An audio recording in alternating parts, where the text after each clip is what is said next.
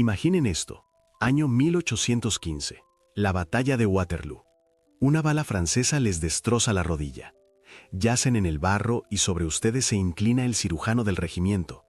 Su delantal está rígido, tieso por la sangre seca de cientos de soldados. No se ha lavado las manos.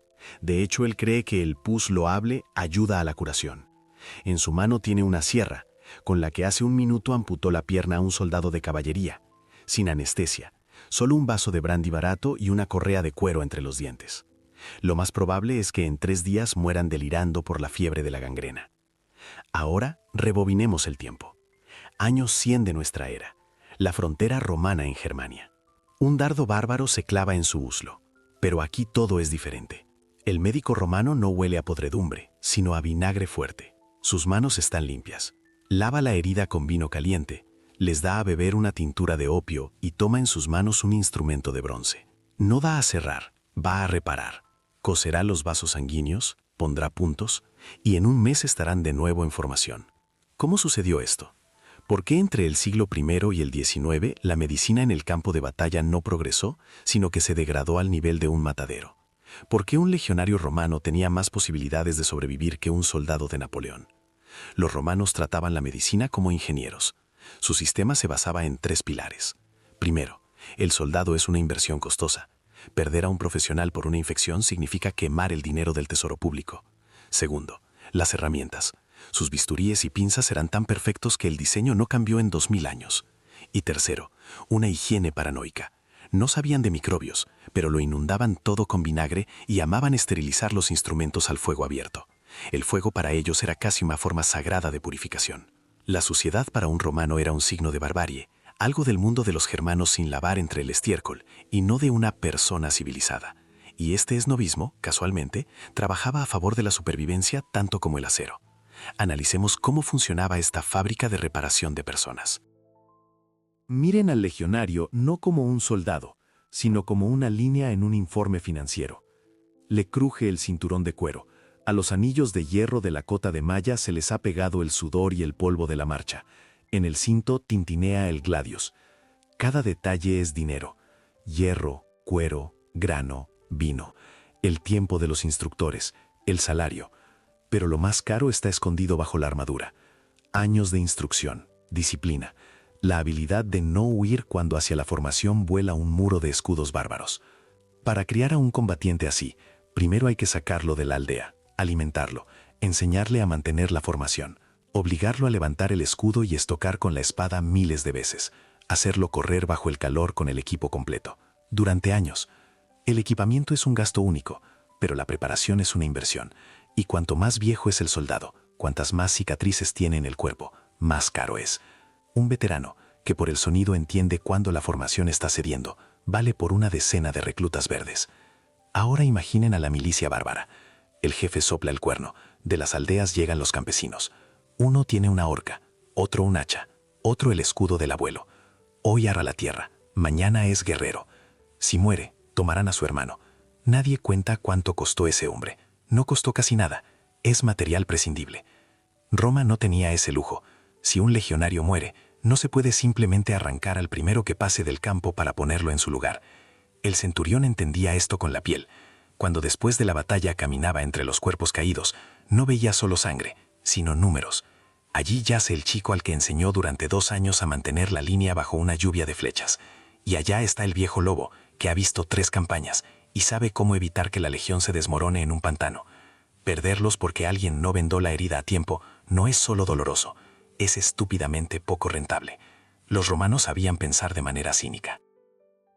Para ellos, la legión era como una brigada de fuerzas especiales moderna o un equipo de altos directivos. No despides al viejo directivo porque se cortó el dedo como un papel, lo cuidas porque su experiencia genera ganancias. Así es aquí. Un soldado experimentado es un activo que hay que proteger igual o mejor que un almacén de armas. Por cierto, se puede construir otro almacén, pero no puedes clonar a un segundo veterano igual. De esta lógica nació una regla simple. Perder a un veterano por un rasguño es un crimen contra el Estado. Y si Roma gastaba años para hacer de un campesino una máquina de guerra, no pensaba entregarlo a la muerte sin pelear. Pero no basta con entender que el soldado es caro. Si en el campo de batalla a un hombre lo derriba una flecha y alrededor todo grita y la formación se rompe, alguien debe arrastrarse bajo esa lluvia de hierro, vendarlo, sacarlo y arrastrarlo hasta el médico. Y aquí es donde Roma hace lo que muchos ejércitos no lograrán hasta dentro de 1500 años. Construye la logística del salvamento igual que construía carreteras y acueductos. Desde el momento en que el hierro entra en tu cuerpo hasta el momento en que vuelves a sostener ese hierro en la mano, te llevan por una cadena. El primer eslabón de esta cadena son personas a las que oficialmente se les permitió no blandir la espada, sino sacar a los que ya habían caído. Sanitarios que no se escondían tras las espaldas, sino que se metían en la mismísima trituradora de carne. En el estruendo de la batalla, cuando el aire tiembla por los gritos y el choque del metal, es fácil pasar por alto a las personas que no corren hacia el enemigo, sino hacia los suyos que han caído. No tienen escudos enormes, no mantienen la formación. En su lugar, llevan colgada al hombro una bolsa de cuero redonda, la capsa. Los llamaban capsarii. Fueron los primeros médicos de combate profesionales de la historia. Normalmente, en los ejércitos antiguos, el herido quedaba abandonado a su suerte. ¿Caíste? Si tienes suerte, tus amigos te sacarán después de la batalla. Si no, te rematarán los saqueadores o te pisoteará tu propia caballería. En la Legión Romana, la supervivencia dejó de ser una lotería. En cada cohorte había personas designadas cuya única tarea era vigilar quién caía y correr hacia ellos. Imaginen, alrededor es el infierno, vuela un dardo, alguien aúlla de dolor, y el capsarius se arrastra por el barro para llegar al herido. ¿Qué había en esa bolsa? Nada de magia. Vendas de lino apretadas, torniquetes, una cantimplora con agua, una esponja con vinagre para lavar la herida y posiblemente aceite. Nada superfluo. En el campo de batalla no se hacen operaciones. La tarea del capsarius no es curar, sino dar la oportunidad de vivir hasta llegar a la retaguardia. Esta es la hora dorada de la traumatología moderna, descubierta por los romanos hace 2000 años. Si a un legionario le destrozaban el hombro, el capsarius debía hacer 3 cosas en segundos. Primero, presionar la arteria, de lo contrario el combatiente se desangraría en 2 minutos. Segundo, colocar un vendaje compresivo. Tercero, verter en la boca del herido un analgésico o simplemente darle un trago de vino para que no se desmayara por el shock. Y todo esto mientras sobre su cabeza silban las piedras de los honderos. Pero no basta con vendar la herida, hay que sacar a la persona. En el ejército romano funcionaba un sistema claro de evacuación. Los capsari a menudo trabajaban en parejas o usaban la ayuda de la caballería. Imaginen, un hombre sano con armadura pesa cerca de 100 kilos. Arrastrar tal cuerpo a rastras por tierra arada, bajo fuego, es un trabajo infernal. Pero lo arrastraban, porque sabían, en la retaguardia, tras la línea de tiendas, ya está desplegado el hospital de campaña, donde esperan los verdaderos médicos. No era simplemente ayuda a un camarada, era un trabajo. A los capsari se les liberaba de guardias, patrullas y trabajos de excavación. Se les pagaba para que estuvieran listos en cualquier momento para saltar al infierno y arrancar de allí una vida. Imaginen una ambulancia moderna que se abre paso a través de un atasco con las sirenas. Los romanos hicieron lo mismo, solo que en lugar de un atasco había gente matándose a muerte y en lugar de sirenas una cresta roja en el casco. Tan pronto como sacaban al herido de la zona de peligro, su camino seguía más allá, hacia el Valedutinarium. Olviden las tiendas sucias donde los heridos yacen amontonados en el suelo húmedo. Los romanos no construían lazaretos, construían máquinas para la recuperación. En cualquier fuerte importante, desde Britania hasta Siria, encontrarán un edificio que los arqueólogos reconocen a primera vista, el Valetudinarium. Si hubieran entrado en un hospital de Napoleón en el siglo XIX, los habría derribado el olor a carne podrida, cuerpo sin lavar y muerte. Los médicos de aquella época llamaban a esto olor hospitalario y lo consideraban normal. Pero al entrar en un Valetudinarium romano, habrían sentido un golpe agudo de vinagre en la nariz, olor a humo de los fogones donde esterilizan al fuego los instrumentos quirúrgicos y una corriente de aire fresco. Los romanos estaban obsesionados con los estándares, un rectángulo con un patio interior. ¿Para qué el patio? No por belleza. El aire fresco y la luz solar son los principales enemigos de la humedad y el hedor. Los romanos tal vez no veían las bacterias en un microscopio, pero estaban obsesionados con la idea de que el aire estancado y podrido engendra enfermedades, y por eso construían de tal manera que el viento barriera el hedor hacia afuera. Por eso, pasillos anchos, techos altos y ventilación cruzada. El hospital romano no olía a muerte, sino a producto de limpieza. No era un asilo de pobres, era un taller de reparación. La planificación era genial. Las salas estaban dispuestas de tal manera que los enfermos con fiebre y aquellos que gemían y sufrían de gangrena no yacieran mezclados con los recién heridos. A los que consideraban especialmente graves y malolientes, trataban de mantenerlos separados, para que su respiración y olores no envenenaran el aire alrededor de los demás. Los romanos creían en las miasmas, aire dañino y corrupto que trae enfermedades, e instintivamente, separando a tales enfermos, inventaron en esencia la cuarentena, mucho antes que Pasteur, sin siquiera darse cuenta. En cada sala, solo 4 o 5 camas. Nada de salones comunes para 100 personas donde uno tose y mueren todos. Silencio, paz, control. Pero las paredes son solo la mitad del asunto. Lo principal es el sistema de soporte vital. Bajo el suelo, a menudo colocaban canales para la evacuación de desechos. Piensen en ello, alcantarillado en un hospital militar del siglo I. En Europa no volverían a esto hasta el siglo XIX. El agua limpia llegaba por tuberías directamente al edificio. No hacía falta correr con cubos al río, donde río arriba lavan los trapos. El agua era la base de todo, para beber, para lavar ropa, para fregar los suelos. La suciedad en el valetudinarium era inadmisible. ¿Quién trabajaba aquí? Era toda una corporación. A la cabeza, el medicus castrensis, el médico militar jefe. Un hombre con educación, a menudo griego, que conocía la anatomía no por dibujos. Debajo de él, una plantilla de médicos subalternos, vendadores e incluso administradores, que llevaban el registro de los enfermos. Sí, los romanos llevaban historiales médicos. Legionario Cayo, tercera cohorte, herida de tajo en la espinilla. Ingresó en los idus de Barzo. Tratado con vino, se aplicaron 3 puntos. Dado de alta. La burocracia salvaba vidas, porque el médico del turno siguiente sabía que había hecho el anterior. Aquí también trabajaban esclavos sanitarios. Cambiaban la ropa de cama, sacaban las vacinillas, alimentaban a quienes no podían sostener la cuchara. La cocina del hospital preparaba por separado. Caldos, gachas, pan limpio. Un organismo debilitado no digiere el rancho tosco del soldado. El valetudinarium era una fortaleza dentro de la fortaleza.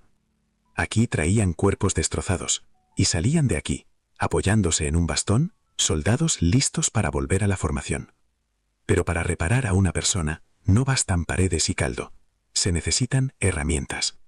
Y cuando abrimos la caja de un cirujano romano encontrada en Pompeya, al médico moderno le empiezan a temblar las manos. No de miedo, de reconocimiento. Imaginen que entran en el quirófano de un hospital moderno. ¿Qué ven? Metal brillante, formas estrictas, nada superfluo. Ahora trasladémonos a Pompeya, a la casa del cirujano. Sobre la mesa hay desplegado un set que yació bajo la ceniza casi 2000 años. Si ponen al lado instrumentos modernos y romanos, empezarán a confundirse. ¿Cuál es cuál? El bisturí. Los romanos los hacían de acero o bronce, mango con muescas para que no resbale en una mano ensangrentada, hojas intercambiables de diferentes formas. Sí, hojas intercambiables. Se desafilaba, la tirabas, ponías una nueva. La forma del bisturí barrigudo para cortes largos es idéntica a la de hoy, porque la anatomía humana no ha cambiado, y los romanos encontraron la geometría ideal del corte por la vía de la experiencia. Las pinzas. Hay que pinzar la arteria para que el paciente no se desangre mientras el cirujano trabaja. Las pinzas hemostáticas romanas tenían el mismo mecanismo de fijación, los mismos anillos para los dedos, las mismas muescas en las mandíbulas que las pinzas de Billroth que se usan ahora. Los ingenieros de Roma entendían la mecánica de agarre de tejidos mejor que muchos herreros medievales. Y ahora miren este objeto, un tubo de metal en forma de S. ¿A qué se parece? ¿Una ganzúa? ¿Una pieza de fontanería? No, cualquier hombre se estremecerá ahora. Es un catéter que introducían en la uretra. Y su forma es ideal. Repite la curva anatómica tan exactamente que el diseño no lo cambiaron en 20 siglos. Sierras para huesos, sondas para explorar los canales de las heridas, pinzas para extraer astillas de hueso. Este arsenal permitía hacer trepanaciones de cráneo, amputaciones, extraer piedras de la vejiga. No eran cuchillos toscos, Era un instrumento de alta precisión, equilibrado para la mano del maestro. Pero había cosas que aparecieron específicamente para la guerra. La medicina romana reaccionaba al progreso armamentístico. Los enemigos usaban flechas dentadas. Los romanos inventaron los dilatadores de heridas, los diastoleus. Un mecanismo de tornillo separaba los bordes de la carne para que el médico pudiera ver qué había dentro sin cortar al paciente a ciegas. Crearon incluso cucharillas especiales para limpiar los huesos de pus y astillas. Cada detalle gritaba que la cirugía es un oficio que requiere la precisión de un mecanismo de relojería. El médico romano no era un mago, era un técnico del cuerpo humano, y tenía un juego de destornilladores y llaves para cualquier tipo de avería. Pero había una avería que dejaba perplejos incluso a los médicos experimentados: la flecha. Especialmente una flecha con una punta ancha y dentada clavada profundamente en la carne. No se puede tirar, las púas convertirán músculos y venas en carne picada. Cortar significa hacer un agujero enorme que no se podrá coser. Parecería un callejón sin salida. Pero los ingenieros romanos miraron el problema y crearon un instrumento que se convirtió en leyenda: la cuchara de Diocles. Una flecha en el cuerpo no es solo un objeto extraño, es una bomba de relojería. Si la punta tiene púas dirigidas hacia atrás, el intento de arrancar la flecha convertía un pinchazo limpio en una herida grave y desgarrada. Los ganchos rompían vasos, nervios, tendones. El soldado no moría por el impacto, sino por la extracción. Un médico común en tal situación o se rendía o cortaba la carne alrededor, convirtiendo al paciente en un inválido. Pero había un tipo, Diocles de Caristo. Él miró el problema no como médico, sino como mecánico. Si las púas impiden la salida, hay que neutralizarlas dentro del cuerpo, antes de que empecemos a tirar. Así nació la cuchara de Diocles. Imaginen un canal estrecho de metal, parecido a la mitad de un tubo. En el extremo, bordes protectores. El cirujano introducía este instrumento en la herida paralelo al astil de la flecha. El metal se deslizaba a través de la carne, separando los tejidos, hasta que topaba con la punta. Y justo aquí ocurría la magia. El médico cubría cuidadosamente la punta de la flecha con la cuchara, como con una funda. Las púas, que debían rasgar la carne en el camino de vuelta, quedaban presionadas contra el metal del instrumento. Los bordes afilados quedaban aislados. ¡Clic! La trampa se cerró. Ahora el cirujano podía tirar tranquilamente de la flecha, y ésta salía junto con el instrumento, deslizándose sobre el metal liso, y no sobre la carne viva. ¿Genial? Absolutamente. Simple, como todo lo genial. Este instrumento salvó miles de vidas, allí donde antes la amputación era el mejor desenlace. Fue el triunfo del pensamiento ingenieril sobre la fuerza bruta de las armas. Los romanos no solo curaban las consecuencias de la guerra, inventaban contramedidas. Pero sacar la flecha es la mitad del trabajo. Ahora tienes una herida abierta en la que ha entrado suciedad, trozos de ropa y tierra. En un mundo sin antibióticos, esto es una sentencia. ¿O no? Los romanos no conocían fórmulas químicas, pero tenían su propio arsenal contra la muerte invisible. Estamos acostumbrados a pensar que antes de Lister y Pasteur, la gente vivía en la suciedad y moría de sepsis al ver un clavo oxidado. Eso es verdad para la Edad Media, pero no para Roma. Los romanos estaban obsesionados con la limpieza. Sus termas no son solo un lugar para lavarse, es un culto, y arrastraron esta obsesión a la cirugía. En el arsenal del médico había dos armas líquidas principales: acetum, vinagre, y vinum, vino. El vinagre fuerte es un ácido, mata a las bacterias al instante, aunque los propios romanos no hablarían de bacterias, sino simplemente de que la herida después de tal lavado supura menos y sana mejor.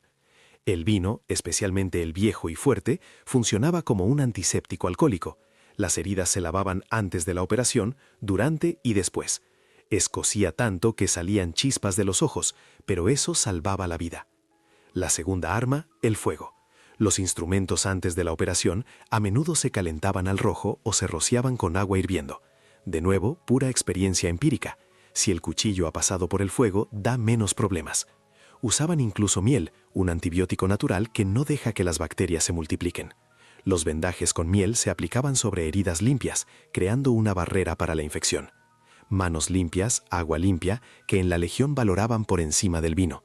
Vendas lavadas en lejía. El hospital romano no olía a podredumbre, sino al olor penetrante del vinagre y las hierbas. Era una zona hostil para la infección, aunque ellos mismos explicaban esto como una lucha contra el mal olor y el aire contaminado, y no contra microbios invisibles. Y ahora imaginen que tomaron todos estos conocimientos y los tiraron a la basura. Los olvidaron como un mal sueño, y durante los siguientes 1500 años, los médicos se enorgullecerían de la costra de suciedad en sus batas. Bienvenidos al infierno de la Edad Moderna. A veces, la historia no va hacia adelante. A veces tropieza, cae de cara en el barro y yace allí durante siglos. Tras la caída de Roma, la medicina no solo se detuvo, retrocedió a los siglos oscuros de las supersticiones. Los conocimientos sobre higiene, minuciosamente recopilados por los médicos antiguos, fueron declarados innecesarios y a veces incluso dañinos. Hacia el siglo XIX, la situación alcanzó el absurdo. Los médicos de la época de las guerras napoleónicas consideraban el pus un buen síntoma. Existía el término pus loable. Creían que la supuración era parte del proceso de curación. ¿Lavarse las manos? ¿Para qué? Un caballero siempre está limpio, decían los cirujanos, limpiando el cuchillo ensangrentado en su levita antes de cortar al siguiente paciente. La levita sucia era un signo de experiencia, una medalla al valor, pero en realidad un criadero de muerte. Y aquí entra en la ecuación el arma de fuego. Una bala no es una flecha ni una espada. Una bola de plomo, al aplastarse contra el hueso, convierte los tejidos en una masa sangrienta, introduciendo dentro jirones del uniforme sucio, tierra y residuos de pólvora. Es el medio ideal para la gangrena.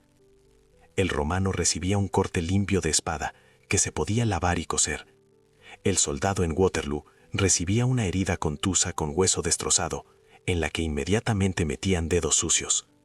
El resultado fue monstruoso.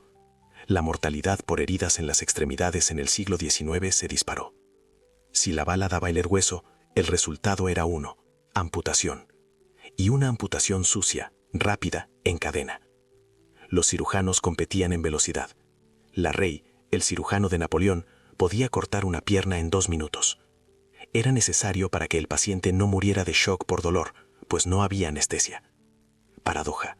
Tecnológicamente el mundo avanzó.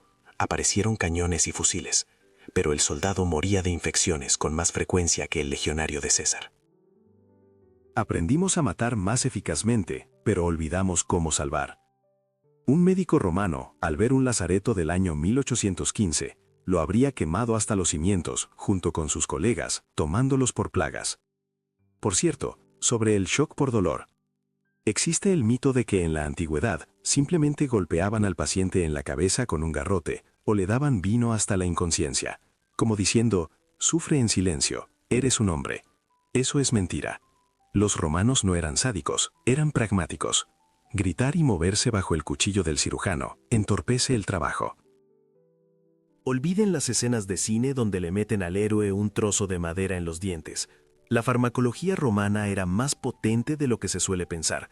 No tenían éter ni docaína, pero tenían la naturaleza, a la cual sabían ordeñar.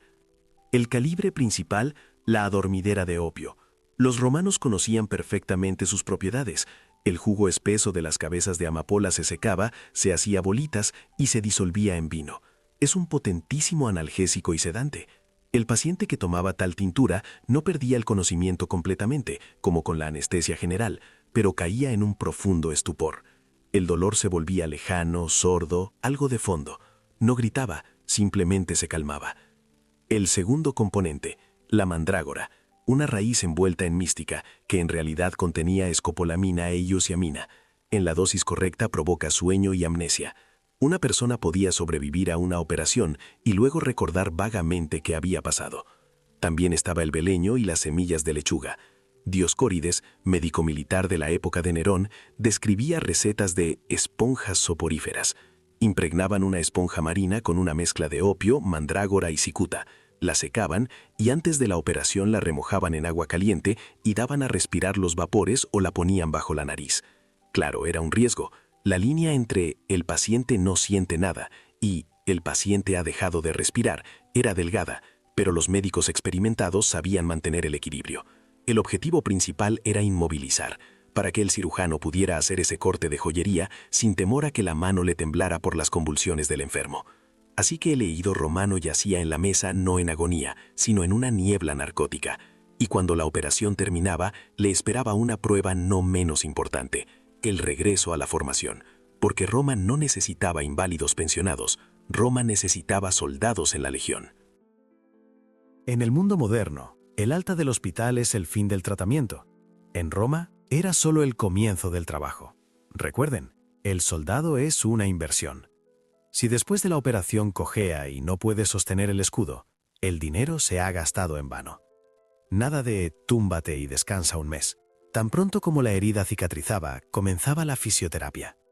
Los médicos obligaban a los soldados a ejercitar las extremidades dañadas. Primero movimientos simples, estiramientos, luego ejercicios con peso. Gradualmente llevaban el peso hasta el peso del arma de combate. ¿Por qué los legionarios soportaban este dolor en los entrenamientos? No por amor al deporte. En juego estaba su dinero y su futuro.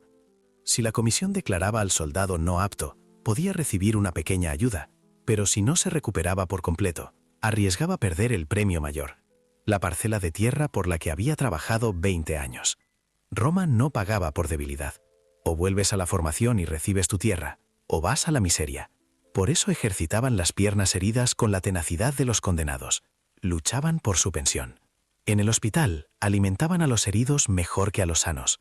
Más carne, vino de calidad, verduras, miel. El organismo recibía material de construcción para la recuperación de los tejidos. De esta se encargaba el Optio Valedundinari, el administrador del hospital. Si robaban productos, podían ejecutarlo. Un control de calidad estricto. El objetivo era uno, devolver al combatiente a la cohorte. Y la estadística asombra. Hasta el 70% de los heridos volvían al servicio. No a casa, no al cementerio, sino a la formación. Es un indicador increíble incluso para las guerras del siglo XX. Y ahora juntemos todo esto. Justo ahora, en tiempo real, veremos cómo esta máquina salva una vida. La luz de las antorchas baila en las paredes. El olor a vinagre y hierbas golpea la nariz. Sobre la mesa yace Marco, legionario de la segunda cohorte. Está pálido. El sudor corre a chorros por su cara. En su muslo sobresale una flecha bárbara, profunda. Introducción. El cirujano, un griego llamado Alejandro, se lava las manos en un cuenco con vino. Está tranquilo. Sus instrumentos están desplegados sobre una tela limpia, bronce brillante, recién salido del fuego y el agua caliente. Al lado, 2 sanitarios fuertes, por si Marco se sacude. Anestesia. Alejandro asiente. El sanitario acerca a los labios de Marco una copa. Hay vino espeso y oscuro con opio. Marco bebe con avidez. 1 minuto después su mirada se vuelve vidriosa. La respiración se nivela. Él está aquí, pero el dolor se va a algún lugar lejano. Tratamiento. El médico toma una esponja generosamente empapada en vinagre. Limpia la piel alrededor de la herida. Sisea, hace espuma. La suciedad y la sangre son lavadas. El campo de batalla está despejado para el combate principal. La cuchara de Diocles. Alejandro toma el instrumento. El canal fino entra suavemente en la herida. Marco gime entre dientes. El cuerpo se tensa, pero el opio lo sujeta. El metal rechina contra el metal. La cuchara ha encontrado la punta. El médico hace un movimiento imperceptible, cubriendo con las alas de la cuchara los bigotes mortales de la flecha. Clic. La trampa se cerró. Un tirón suave hacia sí mismo, y la flecha sale sin tocar ni un solo vaso grande. Sonido de metal. La punta cae en la palangana. Final. Hay sangre, pero no es una fuente. Alejandro toma una aguja con hilo de seda. Una puntada, otra, una tercera. Los bordes de la herida están unidos perfectamente rectos. Encima, una capa de miel y un vendaje de lino. Listo. Marco vivirá. En 1 mes tomará el escudo. En 2 matará al que le disparó esa flecha. El sistema funcionó. Estamos acostumbrados a pensar que la historia es una escalera que lleva solo hacia arriba, que mañana seremos más listos que ayer. La medicina romana demuestra lo contrario. Podemos perderlo todo. Podemos olvidar lo que salvaba a millones y caer en la oscuridad de la ignorancia durante 1500 años. La lección de Roma es simple y cínica. El humanismo nace del pragmatismo. Los romanos crearon una gran medicina no porque fueran buenos samaritanos, sino porque sabían contar el dinero y valorar el profesionalismo. Construyeron un sistema donde la vida de una persona tenía un precio concreto y estaban dispuestos a pagar ese precio. La próxima vez que vean el bisturí de un cirujano, recuerden, su forma no la inventaron en un instituto de investigación moderno. La inventó un maestro romano desconocido hace 2000 años, para sacar a un legionario del otro mundo. Y ese legionario todavía marcha en algún lugar de nuestra memoria, vivo y sano, gracias al vinagre, el bronce y la lógica de hierro del imperio. Y para terminar, una pregunta. Imaginen que tienen una máquina del tiempo y un dolor agudo en el vientre. Tienen una elección: ir al mejor cirujano de Londres del año 1850 o al médico militar de una legión en la frontera con los bárbaros en el año 100. ¿A quién acudirían por ayuda? Escriban sinceramente en los comentarios a quién confiarían su vida: ¿a un caballero con levita sucia o a un carnicero antiguo con vinagre?